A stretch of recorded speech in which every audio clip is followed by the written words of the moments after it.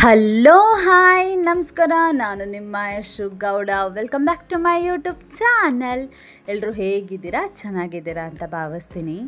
ನಾನು ನಿಮ್ಗೆ ಇವತ್ತೊಂದು ಒಳ್ಳೆ ಡೆಲಿಷಿಯಸ್ ಆಗಿರೋ ಡೆಸರ್ಟ್ನ ಹೇಳ್ಕೊಡ್ತಿದ್ದೀನಿ. ಏನು ಅಂದರೆ home made vanilla ice cream. ನಿಜವಾಗ್ಲೂ ಇದನ್ನು ಹೋಮ್ ಮೇಡ್ ಅಂದರೆ ಯಾರೂ ನಂಬಲ್ಲ ಗಾಯ್ಸ್. ನೀವು ಮನೆಯವ್ರಿಗೆ ಬೇಕಾದ್ರೆ ಸೀಕ್ರೆಟಾಗಿ ಮಾಡಿಬಿಟ್ಟು ನೀವು ಸರ್ವ್ ಮಾಡಿ, ಎಲ್ಲಿಂದ ತಂದೆ, ಯಾವಾಗ ತರಿಸ್ತೆ ಅಂತ ಕೇಳ್ತಾರೆ. ಅಷ್ಟು ಚೆನ್ನಾಗಿ ಬಂದಿತ್ತು. ಸೇಮ್ ಆ ಸಾಫ್ಟು ಕ್ರೀಮಿ, ಆಮೇಲೆ ಆ ಫ್ಲೇವರು ಸೇಮ್ ಅದೇ ಟೆಕ್ಸ್ಚರು, ನಾವು ಸೇಮ್ ಅಂಗಡಿಲಿ ಹೆಂಗೆ ತಿಂತೀವಿ ಸೇಮ್ ಅದೇ ಥರ ಇತ್ತು ಗಾಯ್ಸ್. ಸೀರಿಯಸ್ಲಿ ಮಕ್ಕಳಿಗೆ ನಾವು ಈ ಥರ ಮಾಡಿಕೊಟ್ರೆ ತುಂಬ ಇಷ್ಟಪಟ್ಟು ಅಂಗಡಿ ಐಸ್ ಕ್ರೀಮ್ನ ಬಿಟ್ಟು ನಾವು ಮನೇಲೇ ಮಾಡಿಕೊಡೋದನ್ನ ರೂಢಿ ಮಾಡ್ಕೊತಾರೆ. ಮನೇಲೇ ಮಾಡಿಕೊಡು ಅಮ್ಮ ಅಂತ ಕೇಳ್ತಾರೆ. ಅಷ್ಟು ಚೆನ್ನಾಗಿತ್ತು ಗೈಸ್. ನಾನು ಕೂಡ ಫಸ್ಟ್ ಟೈಮ್ ಟ್ರೈ ಮಾಡಿದೆ. ಫಸ್ಟ್ ಟೈಮ್ ಟ್ರೈ ಮಾಡಿದ್ದಕ್ಕೆ ನನಗೆ ಇಷ್ಟು ಚೆನ್ನಾಗಿ ಬಂತು. ನೀವು ಕೂಡ ಅಷ್ಟೇ ಮಿಸ್ ಮಾಡದೆ ಈ ಸಮ್ಮರಲ್ಲಿ ಈ ಐಸ್ ಕ್ರೀಮ್ಸ್ಗಳನ್ನ ಟ್ರೈ ಮಾಡಿ. ಸೀರಿಯಸ್ ಆಗಿ ಅಂಗಡಿಲಿ ತಿನ್ನೋದಕ್ಕಿಂತ ನಾವು ಮನೇಲೇ ಮಾಡ್ಕೊಂಡು ತಿಂದರೆ ನಿಜವಾಗ್ಲೂ ಚೆನ್ನಾಗಿರುತ್ತೆ. ಸೊ ಹೇಗೆ ಮಾಡೋದಂತ ನಿಮ್ಗೆ ಹೇಳ್ತೀನಿ ಬನ್ನಿ. ನಾನು ಹೇಳೋ ಮೆಥಡ್ನೇ ಫಾಲೋ ಮಾಡಿ ಸೀರಿಯಸ್ ಆಗಿ ಇದೇ ಥರ ಬರುತ್ತೆ. ಓಕೆನಾ? ಏನಿಲ್ಲ, ಫಸ್ಟು ಒಂದು ಪ್ಯಾನಿಗೆ ಯಾವುದಾದ್ರೂ ಒಂದು ನಾನ್ ಸ್ಟಿಕ್ ಪ್ಯಾನ್ನ ತಗೊಂಡು ಅದಕ್ಕೆ 2 ಕಪ್ ಹಾಲನ್ನ ಇಟ್ಕೊಳ್ಳಿ.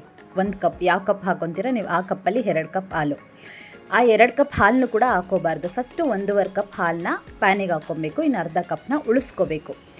ಆ 1.5 ಕಪ್ ಹಾಲು ಹಾಕೊಂಡಾದ್ಮೇಲೆ ಹಾಲು ಸ್ವಲ್ಪ ಕುದಿ ಬರಬೇಕು, ಅಂದರೆ ಒಂದು ಸ್ವಲ್ಪ ಬಿಸಿ ಆಗಬೇಕು. ನಾವಿವಾಗ ಕಾಫಿ ಮಾಡುವಾಗ ಮಾಡ್ತೀವಲ್ಲ, ಸ್ವಲ್ಪ ಕುದಿ ಬರಲಿ. ಆ ಕುದಿ ಬರ್ತಿದ್ದಂಗೆ ನಾವಿಲ್ಲಿ ಒಂದು 3 ಸ್ಪೂನು ಹಾಲಿನ ಪೌಡರ್ ಹಾಕಬೇಕು. ಇಲ್ಲಿ ಹಾಲಿನ ಪೌಡರ್ ಒಂದು 4 ಸ್ಪೂನ್ ಹಾಕಿದ್ರೂ ತೊಂದರೆ ಇಲ್ಲ. ನಾನಿಲ್ಲಿ ಒಂದು 3 ಸ್ಪೂನೇ ಹಾಕ್ಕೊಂಡಿದ್ದೀನಿ. ನೀವು ಬೇಕಾದ್ರೆ ಒಂದು 4 ಸ್ಪೂನೇ ಹಾಕ್ಕೊಳ್ಳಿ, ಏನೂ ತೊಂದರೆ ಇಲ್ಲ. ಸೊ ಹಾಲಿನ ಪೌಡರ್ ಒಂದು 3 ಸ್ಪೂನ್ ಹಾಕ್ಕೊಂಡು ಚೆನ್ನಾಗಿ ಮಿಕ್ಸ್ ಮಾಡ್ಕೊಳ್ಳಿ. ಸ್ವಲ್ಪ ಅಂದರೆ ತಿರುಗಿಸ್ತಾನೆ ಇರಬೇಕು. ಇದು ಕ್ರೀಮಿ ಟೆಕ್ಸ್ಚರ್ ಬರೋವರೆಗೂ ಸ್ವಲ್ಪ ನಾವು ಲೈಕ್ ಹಾಲು ಸ್ವಲ್ಪ ಕಮ್ಮಿ ಆಗೋವರೆಗೂ ನಾವು ಮಾಡ್ತಾನೆ ಇರಬೇಕು. ಅದಾದಮೇಲೆ ಹಾಲು ಹಾಕ್ಕೊಂಡ್ನಲ್ಲ, ಅದೇ ಥರ ಕಪ್ಪಲ್ಲಿ ಅರ್ಧ ಕಪ್ ಸಕ್ಕರೆನ ಹಾಕ್ಕೊಂಡಿದ್ದೀನಿ. ಆಯಿತಾ? ಸೊ ಅರ್ಧ ಕಪ್ ಸಕ್ಕರೆ ಹಾಕಿದ್ಮೇಲೆ ಸಕ್ಕರೆ ಕರಗೋವರೆಗೂ ತಿರುಗಿಸ್ತಾನೆ ಇರಬೇಕು ಗೈಸ್. ಓಕೆನಾ?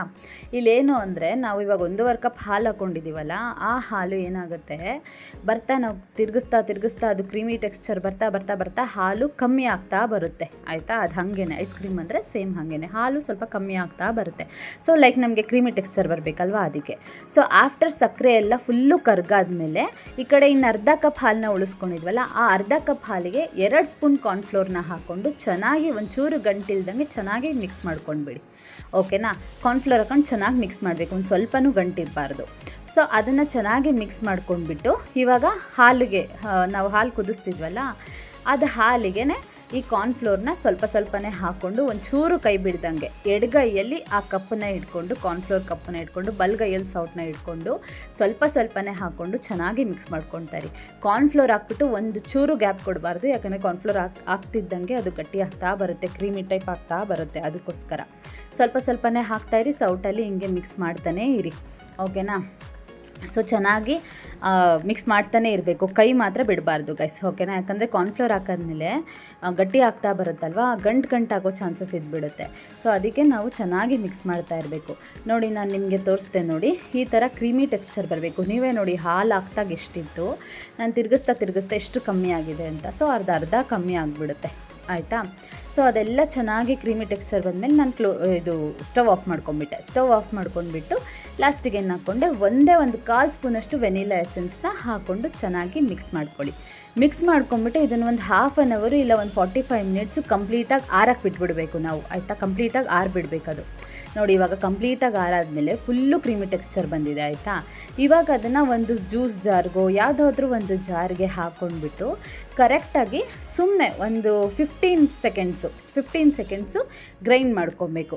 ಯಾಕಂದರೆ ನಾವು ಇವಾಗ ಮನೆಯಲ್ಲಿ ಸಮ್ಟೈಮ್ಸ್ ಎಲ್ಲರ ಮನೆಯಲ್ಲೂ ಬ್ಲೆಂಡರ್ ಮಿಷಿನ್ ಇಟ್ಕೊಂಡಿರ್ತಾರಲ್ವಾ. ಸೊ ಬ್ಲೆಂಡ್ ಮಾಡೋ ಮಿಷಿನ್ ಇಟ್ಕೊಂಡಿರ್ತಾರೆ.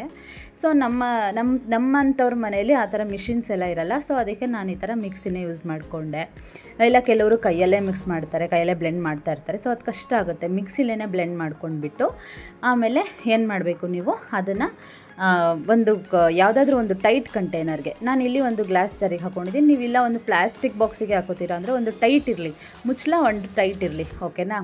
ಸೊ ಆ ಥರ ಹಾಕ್ಕೊಂಡ್ಬಿಟ್ಟು ಮಾಮೂಲಿ ಅದು ಕ್ಯಾಪ್ ಎಲ್ಲ ಕ್ಲೋಸ್ ಮಾಡಿಕೊಂಡು ನಾನು ಇದನ್ನು 1.5 ಅವರ್ 1 ಅವರ್ 45 ಮಿನಿಟ್ಸ್ ಸಮಥಿಂಗು ಅಷ್ಟೊತ್ತು ಫ್ರಿಜ್ಜಲ್ಲಿಟ್ಟು ಮತ್ತೆ ನಾನು ಅದನ್ನು ಓಪನ್ ಮಾಡಿದೆ.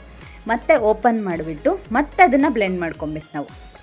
ಮತ್ತೆ ಸೇಮ್ ನಾವು ಗ್ರೈಂಡ್ ಮಾಡ್ಕೋಬೇಕು. ಇಲ್ಲಿ 2 ಟೈಮ್ಸ್ ಗ್ರೈಂಡ್ ಮಾಡ್ಕೊಬೇಕು. ನಿಮಗೆ ಬೇಕಂದರೆ ಒಂದು 3 ಟೈಮ್ಸೇ ಗ್ರೈಂಡ್ ಮಾಡ್ಕೊಳ್ಳಿ, ಏನೂ ಆಗೋಲ್ಲ. ಗ್ರೈಂಡ್ ಮಾಡ್ಕೊಂಡಷ್ಟು ಐಸ್ ಕ್ರೀಮ್ ತುಂಬ ಚೆನ್ನಾಗಿ ಬರುತ್ತೆ. ಓಕೆನಾ, ನಾನಿಲ್ಲಿ ಒಂದು 2 ಟೈಮ್ಸ್ ಗ್ರೈಂಡ್ ಮಾಡ್ಕೊಂಡು ಮತ್ತೆ ಸೇಮ್ ಅದೇ ಬಾಕ್ಸಿಗೆ ಹಾಕಿಬಿಟ್ಟು ಮೇಲೆ ಒಂದು ಸ್ವಲ್ಪ ಟೂಟಿ ಫ್ರೂಟಿ ಉದುರಿಸ್ಕೊಂಡೆ ನಾನು. ನಿಮಗೆ ಬೇಕಂದರೆ ಡ್ರೈ ಫ್ರೂಟ್ಸ್ ಉದುರಿಸ್ಕೊಳ್ಳಿ. ಓಕೆನಾ, ನಾನಿಲ್ಲಿ ಸ್ವಲ್ಪ ಟೂಟಿ ಫ್ರೂಟಿ ಮೇಲ್ಗಡೆ ಫ್ಲೇವರಿಗೆ ಸ್ವಲ್ಪ ಬಾಯ್ ಸಿಗ್ತಾರೆ, ಚೆನ್ನಾಗಿರುತ್ತಲ್ವ. ನಿಮಗೆ ಬೇಕಂದರೆ ಟೂಟಿ ಫ್ರೂಟಿ ಇಲ್ಲ ಅಂದರೆ ಡ್ರೈ ಫ್ರೂಟ್ಸ್ನ ನೀವು ಹಾಕ್ಕೋಬೋದು. ಸೊ ನಾನು ಟೂಟಿ ಫ್ರೂಟಿ ಎಲ್ಲ ಮೇಲ್ಗಡೆ ಉದುರಿಸ್ಬಿಟ್ಟು ಮತ್ತೆ ನಾನು ಕ್ಯಾಪ್ ಕ್ಲೋಸ್ ಮಾಡಿ ನಾನು ಏನಿಲ್ಲ ಅಂದರೂ ಒಂದು 10 to 11 ಅವರ್ಸು ಡೀಪ್ ಫ್ರೀಸಲ್ಲಿ ಇಟ್ಟಿದ್ದೆ. ಓಕೆನಾ, ಇದರಲ್ಲಿ ಮೇಲ್ಗಡೆ ಫ್ರಿಜ್ಜಿನ ಮೇಲ್ಗಡೆ ಡೀಪ್ ಫ್ರೀಸ್ ಮಾಡಿರಿ. ಕೆಲವು ಫ್ರಿಜ್ಜಲ್ಲಿ ನಾರ್ಮಲ್ ಇರುತ್ತೆ, ನಾರ್ಮಲ್ ಇದ್ದರೆ ಬೇಗ ಐಸ್ ಕ್ರೀಮ್ ಆಗೋಲ್ಲ. ಸೊ ಡೀಪ್ ಫ್ರೀಸಲ್ಲಿ ತಿರುಗಿಸ್ಬಿಟ್ಟು 10 to 11 ಅವರ್ಸ್ ಇಡಿ. ಅದಾದಮೇಲೆ ಓಪನ್ ಮಾಡಿ ಗೈಸ್, ನೀವೇ ನೋಡ್ತಿದ್ದೀರಲ್ಲ, ನಾನು ಒಂದೊಂದೇ ಸ್ಕೂಪ್ ಹಾಕ್ತಿದ್ದೀನಿ. ನಮ್ಮ ಮನೇಲಿ ಸ್ಕೂಪ್ ಇಲ್ಲ, ನಾನು ಸೌಟಲ್ಲೇ ತೆಗೆದು ಹಾಕ್ತಿದ್ದೀನಿ. ಎಷ್ಟು ಚೆನ್ನಾಗಿ ಬಂದಿತ್ತು ಅಂದರೆ ಗೈಸ್ ಐಸ್ ಕ್ರೀಮು, ತಿನ್ನೋಕ್ಕಂತೂ ಸಕ್ಕತ್ತಾಗಿತ್ತು. ನಮ್ಮ ಮನೇಲೆಲ್ಲ ಏನು ಇಷ್ಟು ಚೆನ್ನಾಗಿ ಬಂದಿದೆ, ಹೇಗೆ ಮಾಡಿದೆ, ಏನಾಗುತ್ತೆ, ಕೋವಾ ಆಗ್ತಾ ಅದಾಗ್ತಾ ಅಂತೆಲ್ಲ ಕೇಳ್ತಿದ್ರು. ಬಟ್ ನಾನು ಮಾಡಿರೋದೇ 3 ಇಂಗ್ರೀಡಿಯೆಂಟ್ಸು. ನಿಮ್ಗೆ ಹೇಳ್ದಂಗೆ 4 ಇಂಗ್ರೀಡಿಯೆಂಟ್ಸು: ಹಾಲು, ಹಾಲಿನ ಪೌಡ್ರು, ಕಾರ್ನ್ಫ್ಲೋರು, ಸಕ್ಕರೆ, ಆಮೇಲೆ ವೆನಿಲಾ ಎಸೆನ್ಸು. ಇಷ್ಟರಲ್ಲೇ ಸಾಕು. ಯಾವುದೇ ರೀತಿ ಕಂಡೆನ್ಸೆಡ್ ಮಿಲ್ಕ್ ಬೇಡ, ಯಾವುದೇ ರೀತಿ ಇದು ಫ್ರೆಶ್ ಕ್ರೀಮ್ ಎಲ್ಲ ಬೇಡ. ತುಂಬ ಅತಿ ಕಡಿಮೆ ಖರ್ಚಲ್ಲಿ ನಾವು ಈ ಥರ ಐಸ್ ಕ್ರೀಮ್ನ ಪ್ರಿಪೇರ್ ಮಾಡ್ಕೋಬೋದು. ನಿಜವಾಗ್ಲೂ ಸಕ್ಕತ್ತಾಗಿತ್ತು. ಮಿಸ್ ಮಾಡಿದೆ, ನೀವು ಇದನ್ನು ಟ್ರೈ ಮಾಡಲೇಬೇಕು ಗೈಸ್. ಓಕೆನಾ, ನೀವೇ ನೋಡ್ತಿದ್ದೀರಲ್ಲ ಎಷ್ಟು ಚೆನ್ನಾಗಿ ಬಂದಿದೆ ಅಂತ. ನನಗೂ ಅಷ್ಟೇ ಇಷ್ಟ ಆಯಿತು. ನೀವು ಒಂದೇ ಒಂದು ಸತಿ ಟ್ರೈ ಮಾಡಿಬಿಟ್ಟು ನನಗೆ ಹೇಗೆ ಬಂತು ಅಂತ ಕಮೆಂಟ್ ಮಾಡಿ ತಿಳಿಸಿ, ಆಯಿತಾ. ಸೊ ಈ ವಿಡಿಯೋ ನಿಮಗೆ ಇಷ್ಟ ಆಗಿದ್ದರೆ ದಯವಿಟ್ಟು ಲೈಕ್ ಮಾಡಿ, ಶೇರ್ ಮಾಡಿ, ಕಮೆಂಟ್ ಮಾಡಿ, ಸಬ್ಸ್ಕ್ರೈಬ್ ಮಾಡಿಕೊಡಿ. ಹೀಗೆ ನನಗೆ ಸಪೋರ್ಟ್ ಮಾಡಿ.